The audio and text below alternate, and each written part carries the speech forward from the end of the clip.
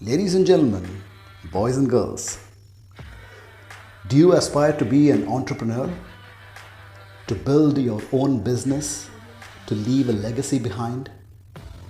If you want to know how to get started, or if you're already on your journey and want some help on how to tackle the challenges you're facing, this show is for you.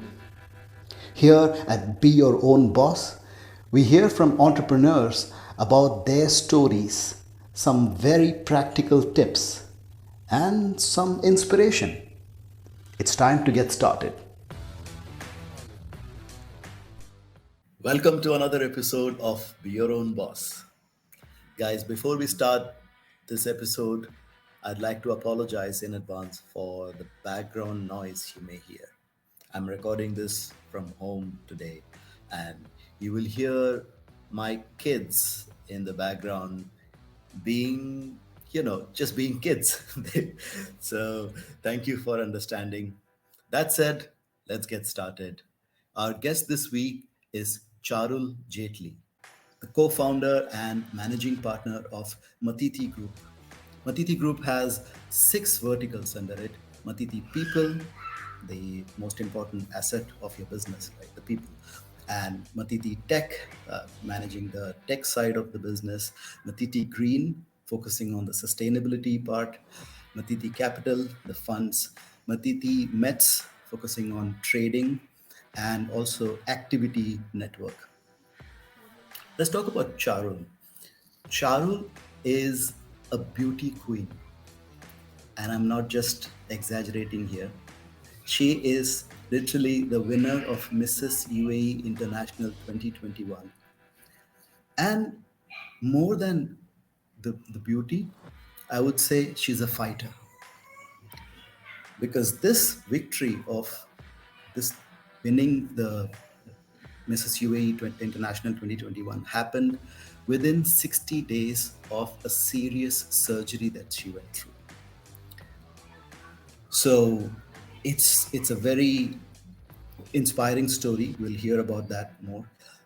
Charul was born in Kanpur, India, and raised in Mumbai, and her father was a businessman.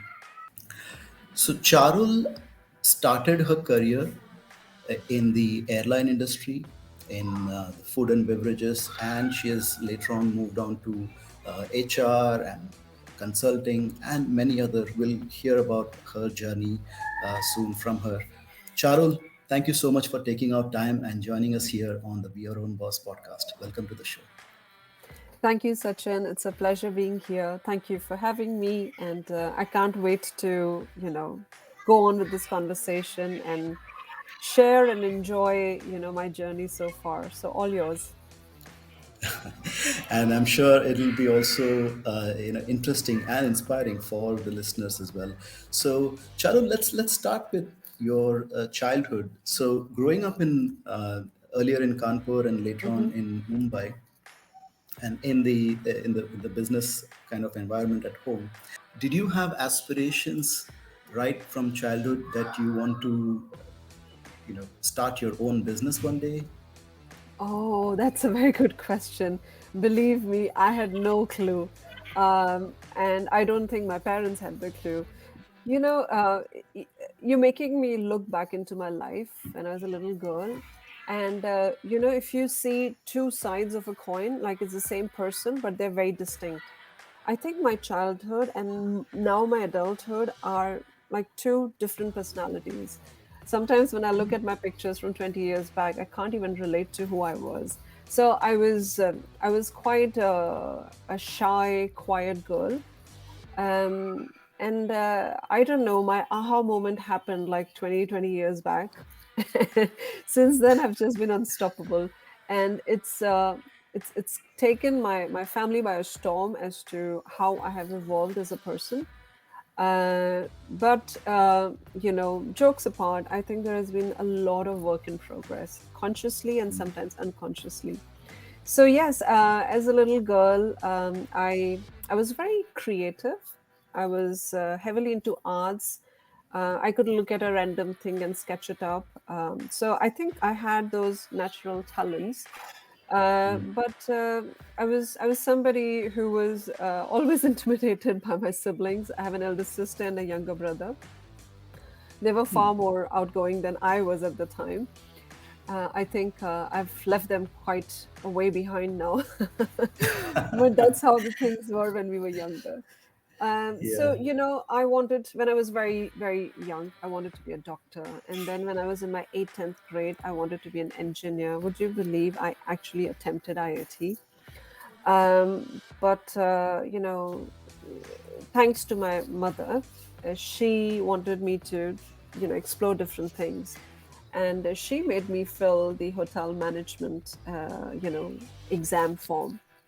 And then the rest is history. So yeah, just answering your question, it was Yeah. never a dream at that time, but I guess my personality evolved, as my life experiences evolved, uh, i I'd like to believe I made the right choices, and here I am.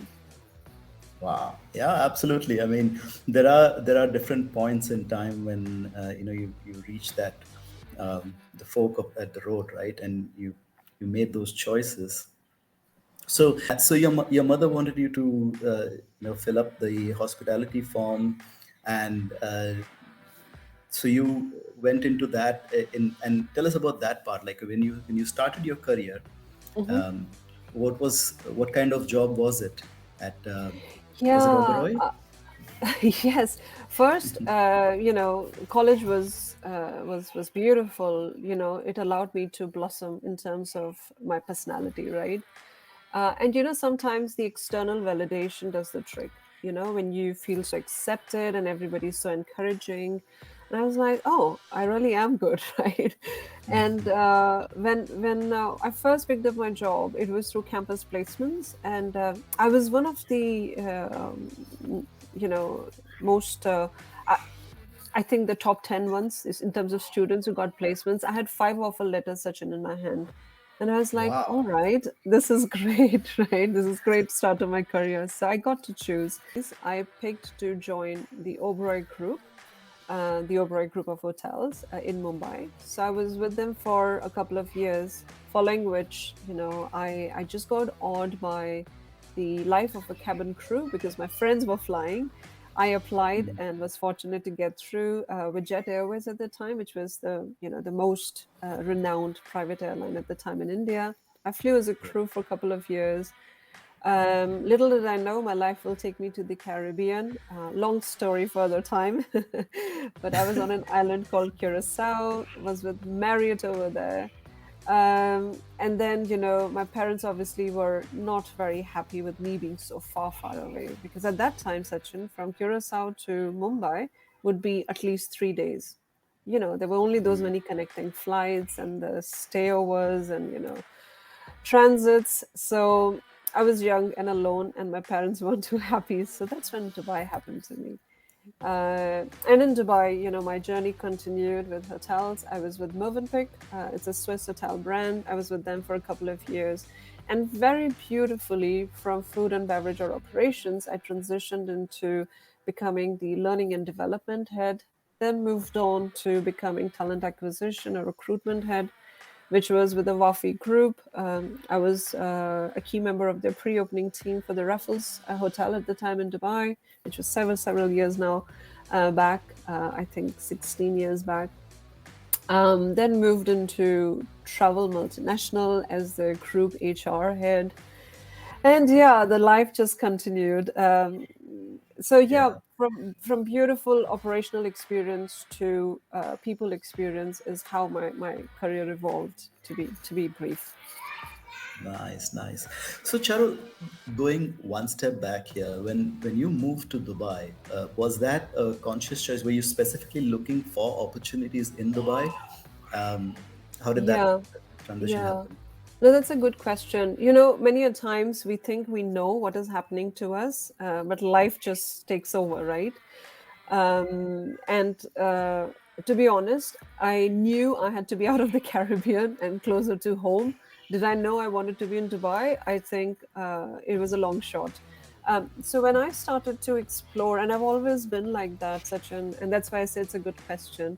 and perhaps the listeners will benefit from it, I like to lay it out. I like to see all the options I have as much as I can think and calculate. Will life always go as per those calculations? Perhaps no, but you lay it out, you give it a good thought. And Dubai at the time was booming. This is 2003, 2004. And, it was incredible what was happening in this part of the world. So if I didn't want to be in Mumbai, I wanted to be close to India. Dubai looked like a very lucrative choice. I was always a girl who loved to travel to Europe, but knew it was not for me in terms of staying because the lifestyle was very different. So, yes, that's how Dubai happened to me. And I'm so glad I made that choice. Yeah, I couldn't agree more. Dubai is like, you know, the home away from home for all of us Indians here, Absolutely. right? It's a Yes. beautiful place. Yeah, and plus the proximity because it's just 3 hours from here. Yes. Home is Yes. just 3 hours away. Yeah, Yes. Like there were times when I would take 12, 14 trips to India, before COVID. Now we are all responsible travelers. But back in the day, I could. Yeah. yeah, yeah, and that's because of the proximity. It just makes it all the more easier, and we're just eager, right? Whenever there is something, we just quickly want to get hop on the plane and go Yeah. home. Yeah. Yeah. So now here in Dubai, Mhm. you work with brands like Move and Pick, and so you were in the now you're transitioning into HR and people management. So you were at a point, looks like, where everything was going very well for you in terms of Mhm. career as a job, right? You had a Yes. great job, yeah. Yes. And many in at this point would like think that, okay, great, let me just continue and grow in the career and keep growing. What happened? What was going on in your mind at that time? What do you remember of that feeling of like you want to do something else now? Because looks like eventually you did uh, venture out Yeah. and did something else. Yeah. Yeah. Sachin, very early in life, there was one thing I realized that for me, I will be the greatest project I will ever work on. So that was always, a part of the story. And, when I started to grow in Dubai, because this was really a land of opportunities. It's always been. I very beautifully, transitioned from, being a L&D head to talent acquisition head to becoming an HR generalist, picking up global HR roles. In my last role in my corporate life, I was the global head of human resources or human capital with a strategy consulting firm based out of Washington, D.C. Their operations was at 40 plus countries, around 10,000 plus employees. I was at the helm of my career doing really well, hopping on planes, living a life of dreams. But, somewhere there was this knowing that this is not enough. And somewhere there was this craving of what next. Um, I have always been, a creator, somebody who likes to, create something new, do something new. uh, res- there is a underlying responsibility with it, right? Yeah. So it was around that time when really, I hit a glass ceiling in terms of my personal or professional growth, which is when this there was always in the last couple of years the lingering desire or the lingering passion towards setting up my own business. And I would come across random people and acquaintances and events, and they're like, oh, you should do something of your own. And I was like, yeah, I needed to hear that, right? So I think it was signs from various aspects of my life, and I thought it was a good time to explore that side of my life, because it's better to do it sooner rather than later. Absolutely, yeah. And this point of your journey that we're talking about now, right? When you were in your corporate job and you were thinking of transitioning and you had this idea, Hmm. this point is where a lot of our listeners today are, right? And Mm-hmm. and so let's let's go through that process. So you had the idea, okay, that you want to venture out and start something on your own. Mhm. How did the discussions at home go? Like, did you discuss this with your family, and Mhm. what was the response from them? You're asking all the right questions. You've opened a Pandora's box, Sachin. Um, so let you in on a secret that me and my partner, who's also my husband, we started the business together. And if I was to offer any advice to the listeners, is please be careful of that choice. Because the business then comes from office into your living room and then into every part of your life. And I think there was a great learning. Jokes apart, if one dares and wishes to, work with their partners, I would encourage them to. Is it going to be a cakewalk? Perhaps no. But would you emerge stronger and would have a great, let's say, alliance with your partner in terms of the trust and the respect that you have with each other? I think it has many positive benefits, but it's the teething issues, right? And me and my partner, so my partner was very driven to set up this business. And like I was mentioning earlier, I was at the helm of my career, also just starting to twiddle my thumbs and worry about, or start to ponder as to what next, right? And what I realized very quickly is that no one can be me, right? And that is my superpower. And if I have a superpower, I have to put it to use. And some experiences will break me, but perhaps fix my vision and fix my passion towards the goals towards which I'm aspiring to be or go. So I think it was more of a discussion between me and my husband, and us kind of aligning as to what it is that we wish to do next. And while we would like to believe we had everything covered and it was all a calculated move, allow me to say no.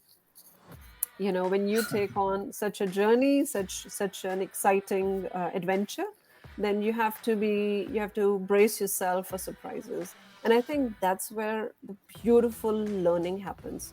So very early in the day, we both realized that we can't just sit and wish for it.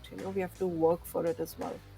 And that's when the whole idea of Matiti conceptualized. And we want to talk about the name Matiti, Sure. and the business itself. But before Yeah. that, let's the what was the discussion about, like, what business do we want to get into, or what do Mm-hmm, you want to mm-hmm, start? You have a career, you have mm-hmm, your skills that you can offer to the world, and like you said, you mm-hmm, are your own best project, mm-hmm, and mm-hmm. your husband had his own, right? Yes. How did so how did that discussion go, of like, what how did you all decide what business to start? Yeah, yeah. When you're asking me this question, Sachin, I'm reminded of these quotes, and there are things that inspire me, and I want to put it out there for listeners to benefit from it as well, and perhaps be a source of inspiration as well.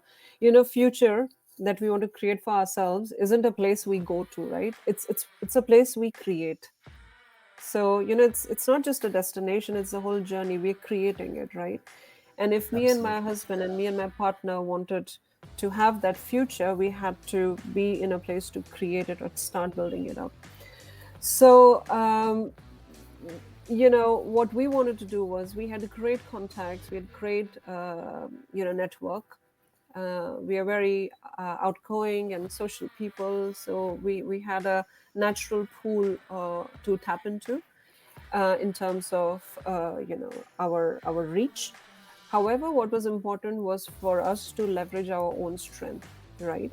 And my background with human capital and my partner's background with technology is where the business started. So we set up Matiti People and Matiti Tech to start with. When we talk about Matiti People, Yeah.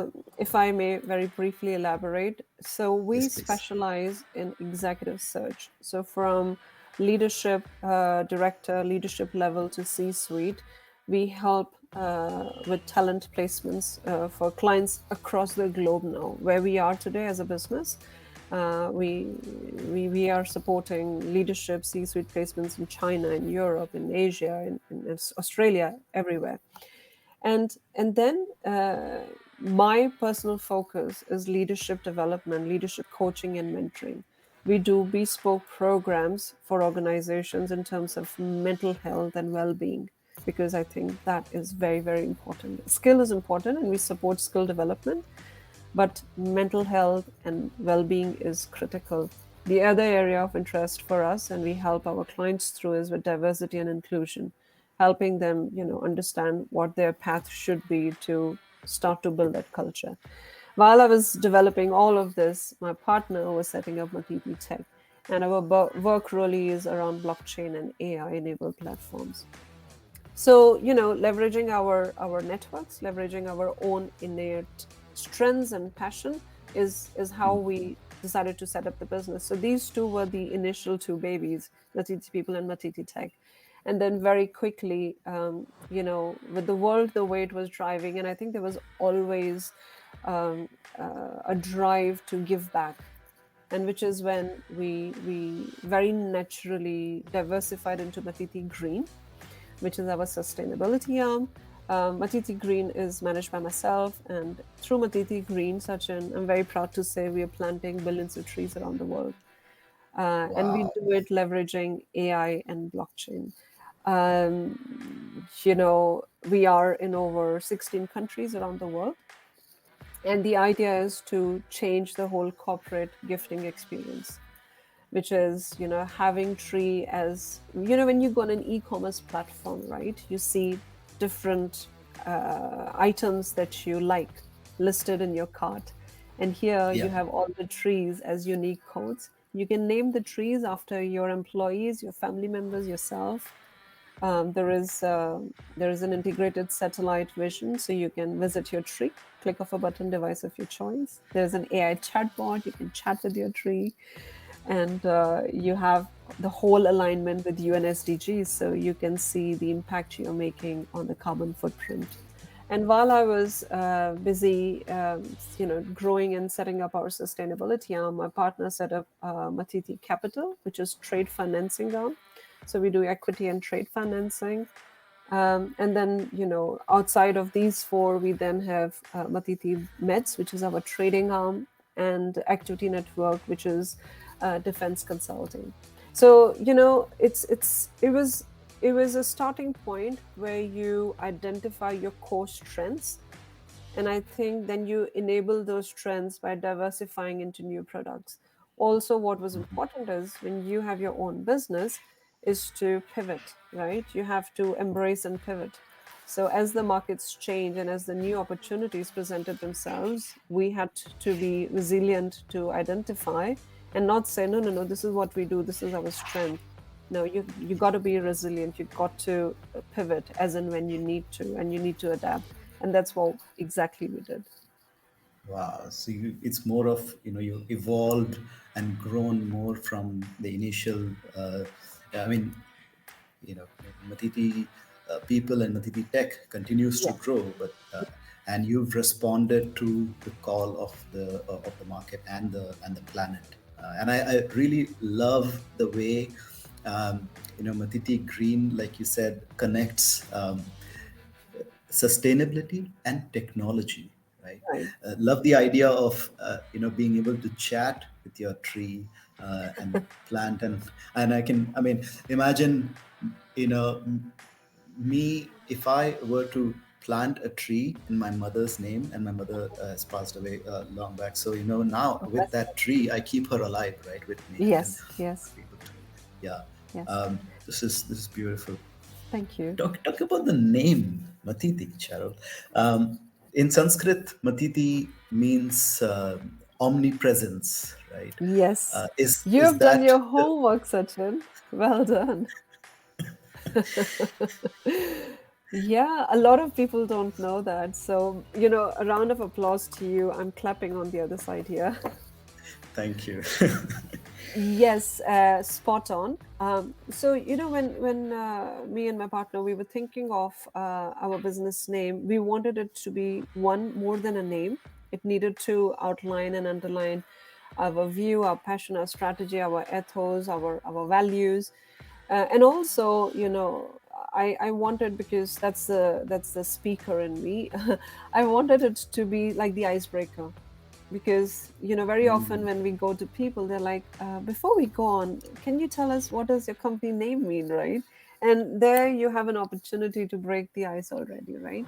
And what's incredible is, Matiti, of course, my heart is with Sanskrit, and in India, it is what you said, being in multiple states at the same time, being omnipresent, and while theoretically or physically we cannot do that, but our view is, when a client comes to us, we are more than just their people service provider. We are more than just technology enabler. We are like a one-stop shop for the key areas of support that an organization might need. And if we do not have any of those services, we have many suppliers that we work through. We are able to create a customized package and give it to the client without them having to onboard like 100 vendors, right? So that's the idea. And there is also Matiti. If you trace back Maori language from New Zealand, what Sanskrit is to India, Maori is to New Zealand, and that means, in Maori, it means the grid. And if you see, our Matiti tagline is connecting the dots. So there is more iteration to Matiti than just Sanskrit, and it's also in Maori. And deep down, it just is so heartwarming to see that, actually, all of us are conveying the same thoughts, and all languages are coming up with same concepts and same words. So it's very gratifying to know that the word is more than just Sanskrit. Yeah. Yeah, and it like essentially means the same thing, right? At the Yes. core. Yeah, it's great. Yes. Yes. Charul, we're going to shift gears a little bit here and talk about something that people are usually a little uncomfortable talking about. Uh-huh. The finances, because this is one big question a lot of aspiring entrepreneurs have. Okay, Yeah. that if I quit my job and start a business, I'm not going to get the salary anymore that I'm getting Yeah. today, and how am I going to run the family? And then the longer you stay in your career, the more Mm-hmm. you grow, the Mm-hmm. bigger that salary becomes to replace it, Yes. and the more difficult it Yes. becomes to replace. And here Yes. you are, you and Mm-hmm. your husband, Mm-hmm. at the peak of your career, you did that move. Hmm. How did you manage to do that? Yeah, yeah. No, very good question, and thank you for asking that. And I think this is where our listeners can benefit from someone else's journey. Sachin, a doubt will kill more dreams than a failure ever will. And I would encourage our listeners and whoever are aspiring entrepreneurs to to have calculated doubts, and don't let the doubts kill their dreams. Failures, let the failures happen, because then you will learn. Don't just sit and procrastinate, right? Yes, it's always beautiful to receive that paycheck end of the month in your bank account and let that grow.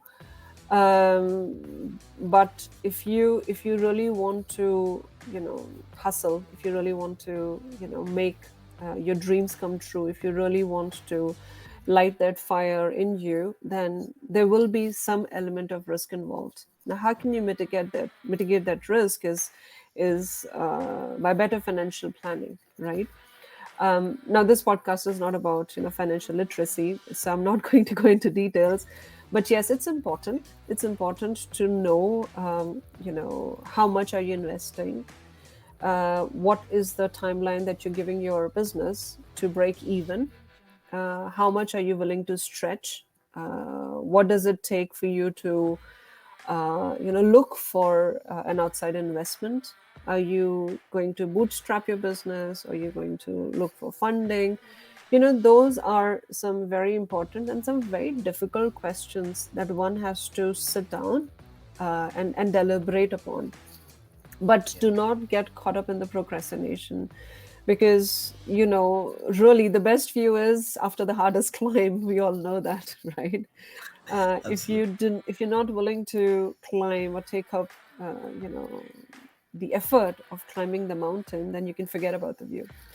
Having said that, I don't want this to sound like a fairy tale. I've had instances where after quitting my job, setting up my business, there were some serious times where I almost was, contemplating, have I made a wrong choice? Should I go back, and take a job? Because headhunters would call me all the time with some very, fat paycheck amounts. And one, that made it very difficult, but two was the changing circumstances around us. We survived COVID, right? We survived a lot in the last couple of years, and that did not make it easy for wanting to continue to commit to your business. But having said all of that, you have to do your homework, but you have to stay true to your passion, and at the same time you have to know how far are you willing to go to make it work. And it will have to be a combination of all the three. So finances is important. Mm.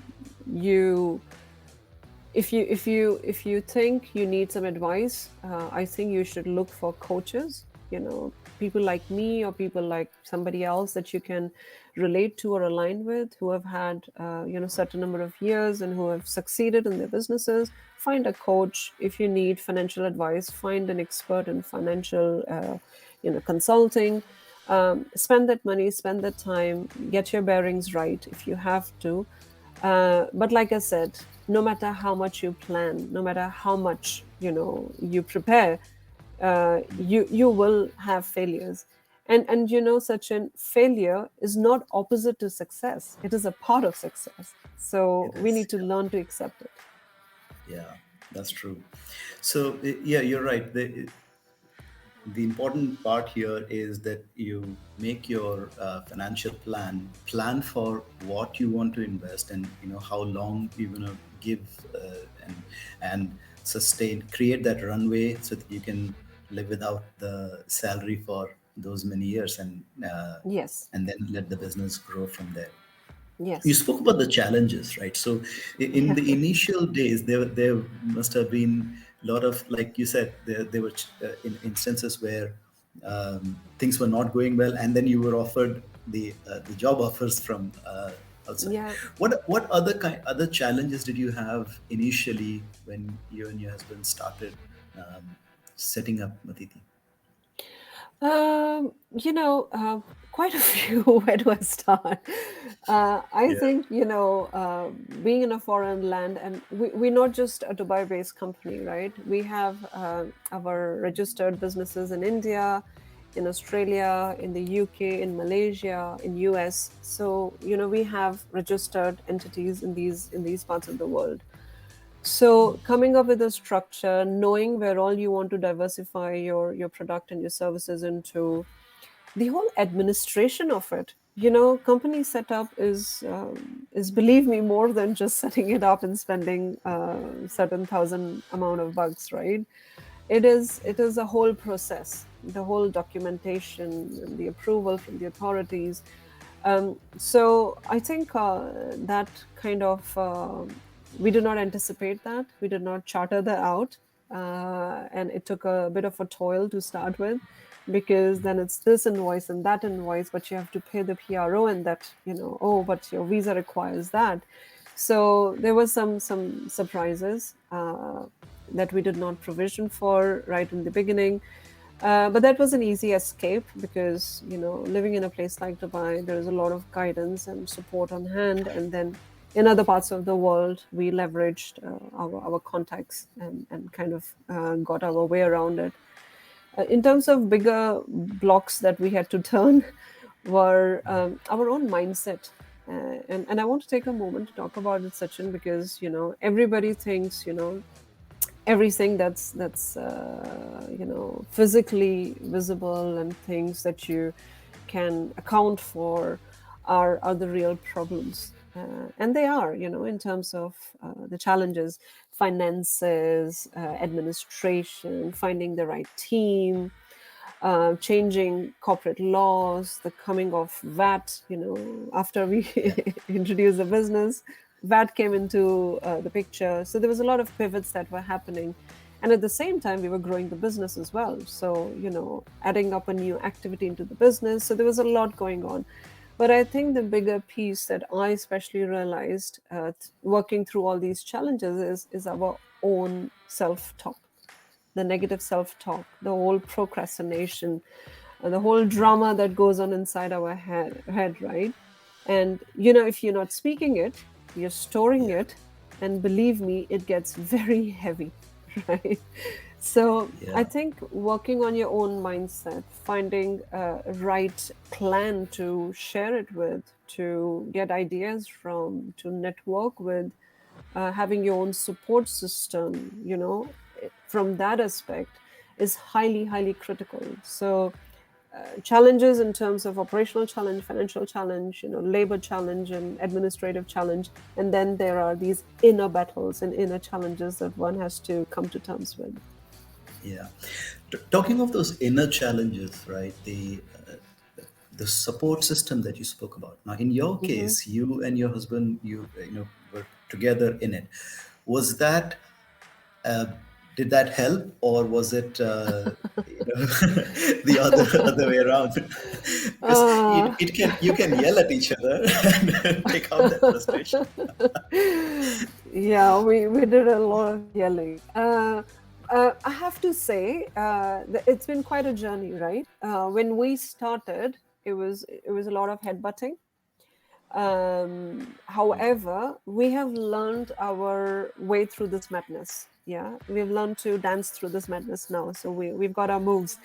And what I mean by that is, there is a lot more respect and appreciation for the strengths that we both bring to the business now, right? And I do a lot of work in diversity and inclusion as such, and I advise corporates on their D&I strategy, on creating inclusive culture, and I do workshop for leaders and mentor them. And I had to practice what I preach, right? Yeah. Because a women mind and a women personality has so many great strengths, and then the male brain and the male personality and the way human brain inside a male character is wired is very unique as well.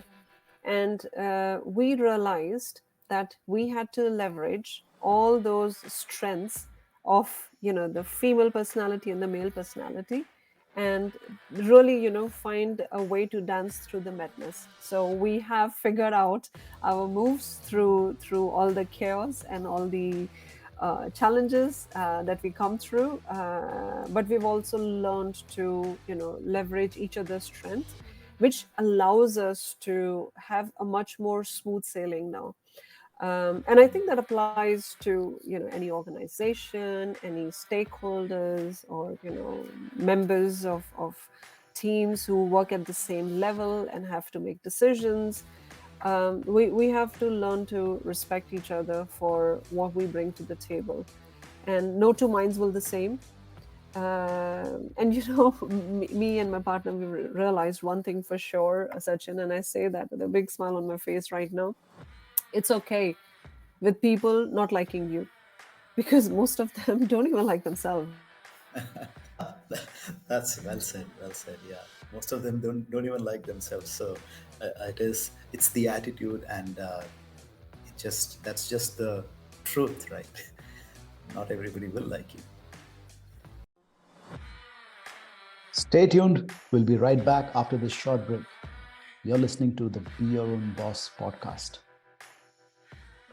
By the way, if you find this podcast useful, please share it with your friends and family so that someone somewhere having the potential and the dream to start a business can get some help and some inspiration from this. And if you'd like to support me so that I can bring in more content, please subscribe to the show wherever you're listening to right now.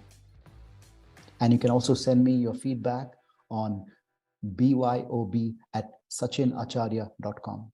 That's byob@sachinacharya.com. And now, back to the show.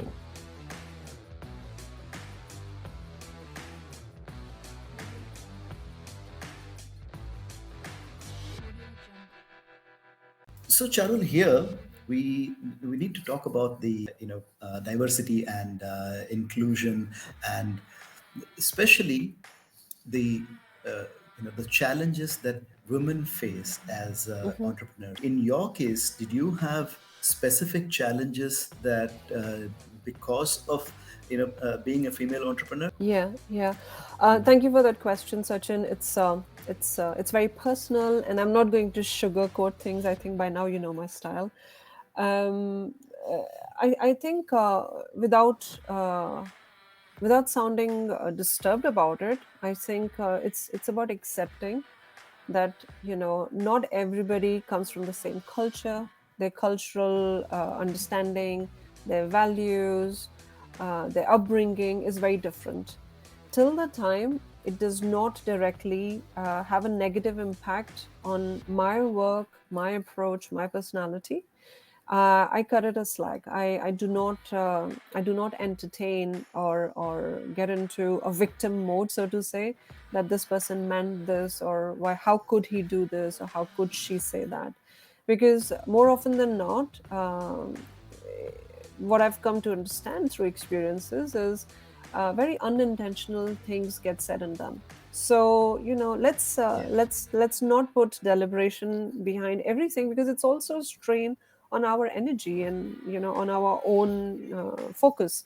So one thing is that don't think there is a wild goose chase happening and somebody or someone is after you, right?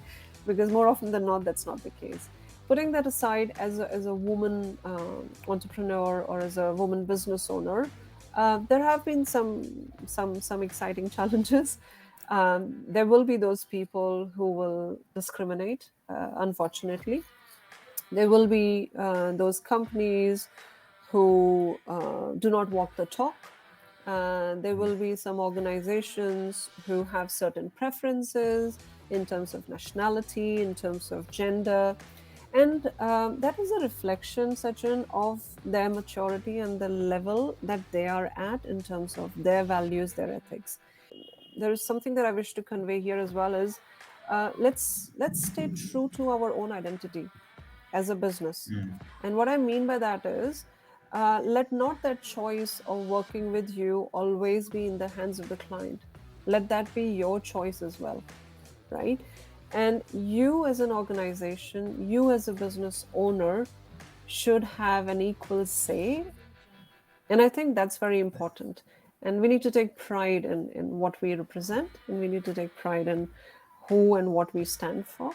And we need to choose our battles carefully. Not everything is our battle to fight. Yeah. Yeah. That's a very important point you made there, and this is not just for the women entrepreneurs. This is for everyone. I mean, not every Yes. battle is for you to fight, and you choose your battles and save your energy for where it matters. Yes. And if I may just quickly add something which is coming to me as we're speaking, and I think it's worth a mention, is there is great strength in finding a pack to lean on, right? You're not supposed to be Miss or Mrs. Know It All. You're not supposed to be the superwoman like they show it in those TV movies, right?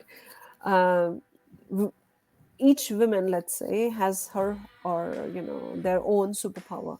And the moment we shed our own inhibitions and egos and learn from each other, I think there is great opportunity to do better together. So I always encourage, and I'm talking, specifically and especially for women entrepreneurs, is to don't feel shy in reaching out. Don't feel shy in asking for help. On leaning on to certain people who you have trust on, who you can leverage their backgrounds and their strengths and capabilities from.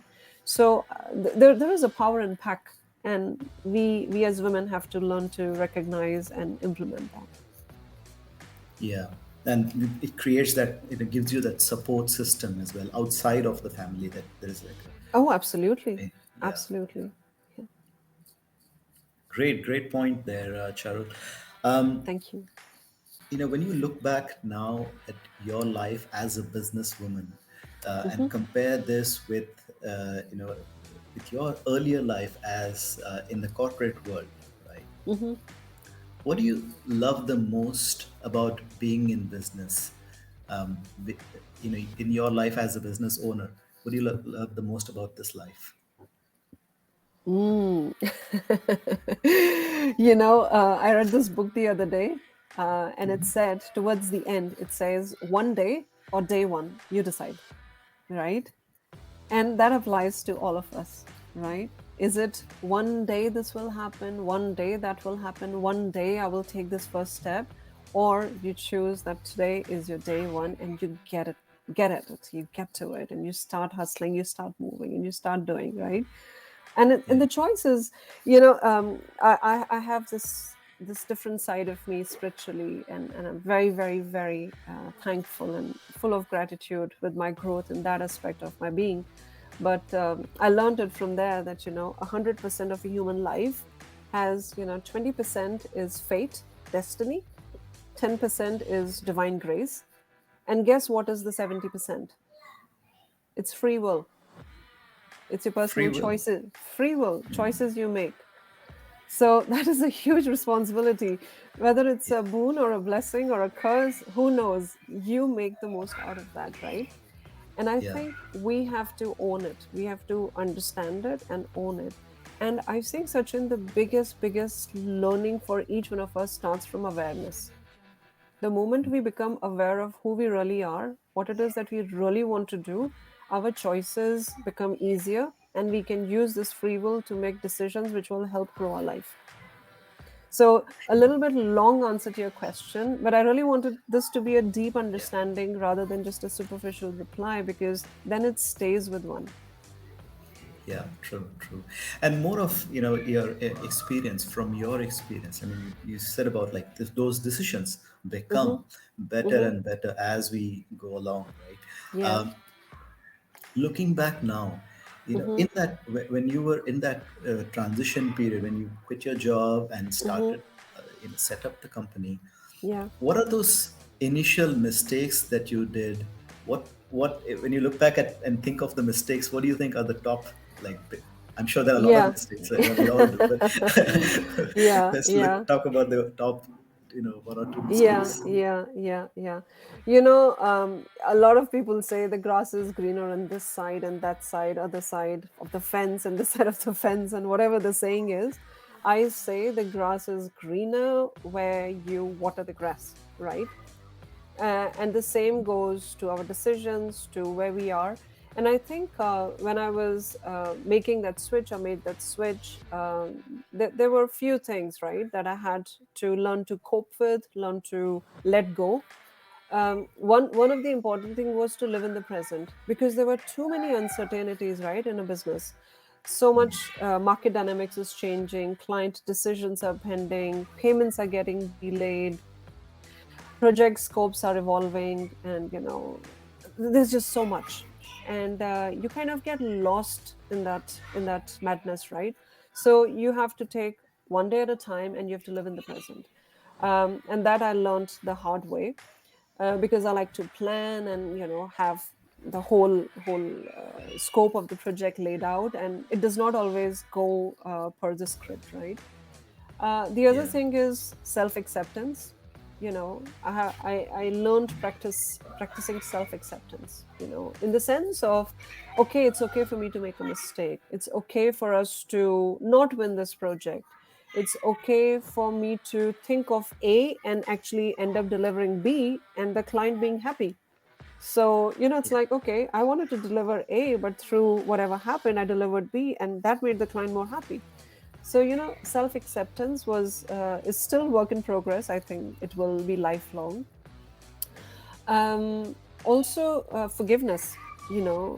Forgiving myself and others for the mistakes we made, because we will make mistakes. It's going to be a part of the learning.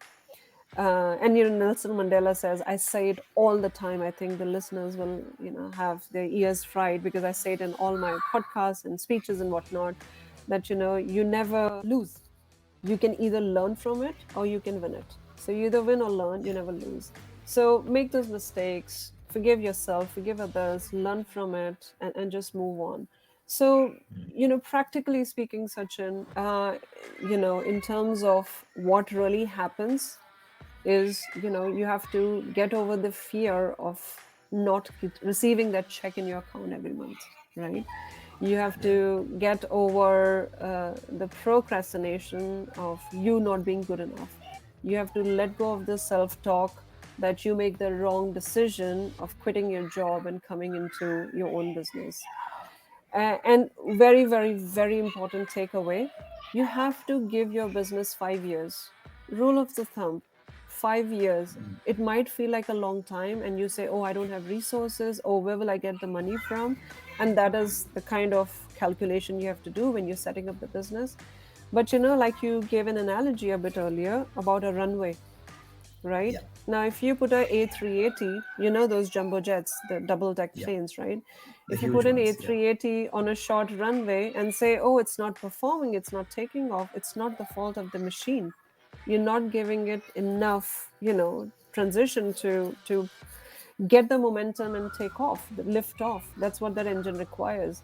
So A380 or a 777 or whatever is your aircraft, you require 5 years, and that is the rule of the thumb. Give yourself that time, and if you skim through that 5 years, no matter what the challenge is, I promise you, you will take off. It's meant to be like that because you've learned your lessons. Yeah. That's very powerful message. I think it is, and I would encourage listeners to like rewind and listen to the last 60 seconds what Charul just said. Is very very important. Charul, it has been quite a journey, right? When you look back at from the girl who joined the Oberois, and you had just out of college, and you had those five offers, and you decided to join Oberoi. When you look at yourself now versus then, right? Hmm. Who would you like to give credit to for your success? Wow. I wish you sent me these questions before, yeah. Sachin. Uh, there Now are it a comes lot of, naturally, right? of course, of course. And bam, bam, bam, the answers are coming in my head. And I think this is very natural, right? There's no preparation. And that's what is so authentic, and I like it.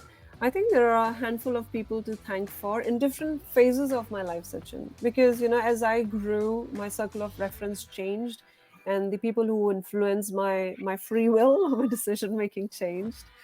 um, I have my mother and my father to thank for, for giving me a beautiful childhood, and giving me the ways and means to make the right choices for growing up as a girl and choosing the right career to begin with. I have my siblings to thank for constantly challenging me, which really allowed me and shaped me into becoming who I am. I'm super thankful to my partner who sees the good in me despite everything that I've shared in the last few minutes. I think deep down, he's my biggest fan, and he's been the silent supporter, and I'm very grateful for that. And in the last few years, it's about finding my master, my guru. And this is that spiritual side of me that I talk about. I went through a lot of turbulence in the last 5 7 years, such an and to that effect, I'm writing a book on that. There was just so much to share, so much to give, and I decided to put it into paper, and make a book out of it. And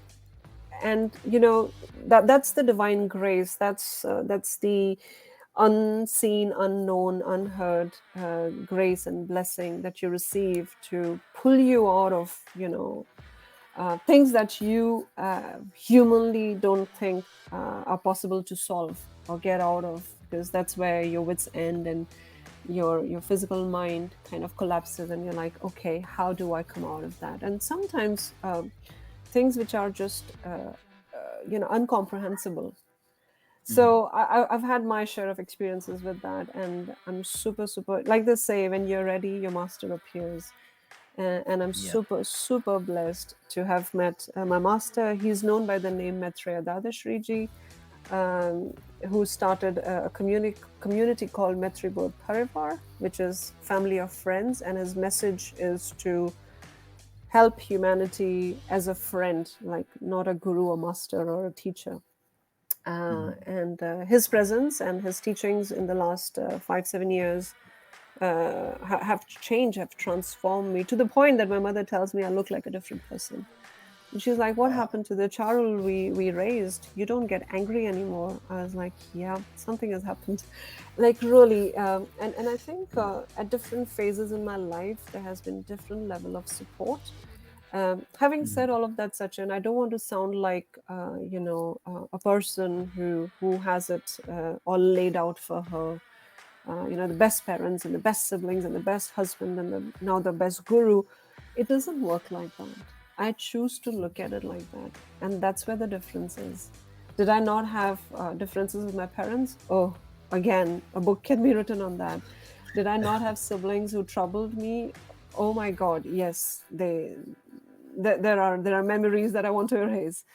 But it's about looking at the brighter side of things. It's about choosing what you want to replay in your mind, because that then becomes your reality.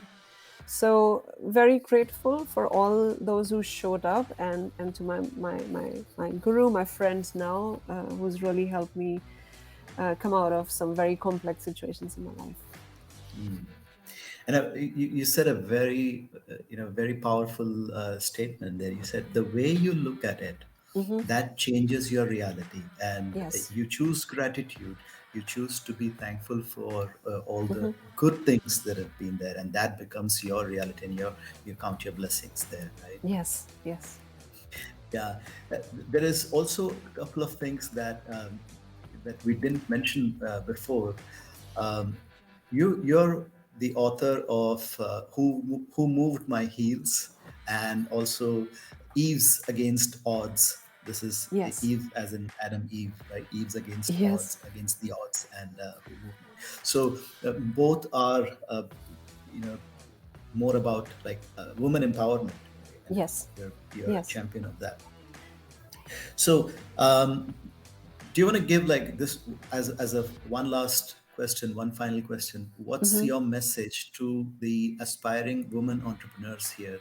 And let me, the floor is yours. Yeah, Sachin, I'll give this a few minutes, if I may, Yes, please. because there is a beautiful experience. If some of them, the listeners who have ever followed or heard me, they might have heard about it briefly, but I wish to take a few minutes to describe this. So, 2021 August, I was unwell, and there were some tests that were indicating that I was almost having a life-threatening situation. This came out of nowhere, and you know, one day I go to the doctor for some tests, and then the hurricane began. Right, I found myself in the eye of the storm. Within 48 hours, was on a plane to Mumbai. Took emergency appointments with the specialists. Within a week, was admitted into a hospital and was in for a 9 hour long surgery. To be honest, I thought I have to say my grace and I'm not coming ever back to Dubai, and life will not be as I think it is. But my life had different plans. And through all this madness, I remember there was a pageant team member from Mrs UAE International pageant. She found me through my social media handles, and she gave me a call. And I was obviously not entertaining anything but my health at the time. And she was persistent and I was persistent. I remember it was the next day after the surgery, and she was continuing to call me. I told her I'm on a personal emergency. I did not disclose all the details. But on the phone, lying on my bed, I saw this call coming from the pageant team. And I remember smiling and laughing with my husband, saying, I was so weak. My hemoglobin had gone down from 12 to 4 overnight because it was such a long operation. I was like, I can't even, feel my arms and legs. And they think that I'll dress up like a doll and walk the ramp, right? And we laughed it off. kind of under the carpet, brushed it away. And I was on my road to recovery. Many of the tests and doctor's appointments. Fast forward 4 weeks from then, and the doctor allowed me to come to Dubai, fly back. And a trip that we had planned for a couple of days ended up a month in India. So we were already like thrown off the curve with our business and commitments and all of that, right? So I come here, and the doctor gave it another few weeks, which is like the critical time post surgery for one to heal. And now we're looking at almost 20th of November, let's say 2021. And those were the tests post which the doctors would tell me how I was healing post my surgery. And I got my tests done. I sent my reports to the doctor, keeping my fingers crossed. I still remember that call that evening. And my doctor was so happy. He was so happy. He was like, if you want to go out there and do a cartwheel now, you can do it. I was not even allowed to walk, not even 100 meters, because I was so weak and I was hurting and I was healing. But my reports, I heal like magic. And I'm very grateful for that. And I then remember asking my doctor, I was like, Doc, there is this pageant team and there is this big event happening in Dubai. Do you think I can participate? And I'll be honest, Sachin, the little girl in me, I just wanted to feel special. The life slapped me so hard. I just wanted to reclaim my throne. To be honest, I just wanted to feel sane again. And my purpose was, if I go in, I'll just dress up, I'll get some nice pictures, feel good, and that would be it, because I had no hopes of winning, because I was so late in the game. And um, uh, my doctor said, yeah, like I said, you can do a cartwheel on the ramp for all I care. You've healed beautifully, just be careful, but go for it. And it was last week of November, with the pageant due to happen 13th of December. And I was warned by the organizers that, you're way too late. So I had missed all the photo shoots, all the dress rehearsals, the calendar shoots, all the fun stuff that happens. And I was like, yeah, don't worry. I just want to come in, and have fun. And they said, okay. So I registered and I went in. And really, I as you know, I won the competition. I brought the crown Yeah. home, and I'm super, super proud of that. But the most important experience, such in all of that, was, no expectations. Just going in it to have fun and enjoy and learn, and just kind of letting go, because I know other contestants how much of hard work they put in, and I was like that wild card entry that they wished never came into the program. But I have made such great friends and such great experiences. And you know it's they say the happiest you've ever been won't be the happiest you'll ever be, right? It's in the moment, it's now, it's in the present. And I found my happy there, so very, very grateful. And I hope that inspires and lets people know that it's not the end of the road. You're being pushed to take a turn, perhaps, in your journey of life, and perhaps that turn will take you to places and pastures that you never imagined for yourself. So just go with the flow, and just enjoy the ride. Go with the flow and enjoy the ride. Yeah, that's and you know who said men don't cry? But I was tearing here. Sorry, I'm gonna say that. Oh, I'm gonna do the recording again. Just a second. you should let this be in the recordings. You've touched my heart, Yeah. Sachin. Thank you. Thank you, Charul, and so thanks for sharing that wonderful, inspiring story, and I'm sure uh, people listening, they find it really inspiring, and this is the real purpose of Be Your Own Boss, to inspire through real stories. And this here what you've shared here is the real real story that can inspire other women to no matter what the situation is, no matter where they are currently, look forward to that one bright day look forward to and you know uh, choose your choose the way you want to live your life, and you did that from the hospital bed to wearing the crown. I think this is fantastic, and I'm Thank you. applauding here for you, Charul. Thank you. Thank you so much, Sachin. Thank you. It means a lot. And my message to all the women out there, and also all the men, right, is you know I'm just a girl who decided to go for it, right? Be that girl, be that child, be that man, and just go for it. Outdream yourself, surprise yourself, Yeah. and you know, how do I say this? Grow through what you go through. And on that, I'll take a pause. Wow. Grow through what you go through. You're right, Charul. I think that is the right note to to conclude the episode here. Thank you so much, Charul, for coming on the show and sharing your wonderful journey and the words of inspiration and wisdom with us, ladies and gentlemen, boys and girls. That was Charul Jaitly, the founder of Matiti Group, and you've been listening to Be Your Own Boss.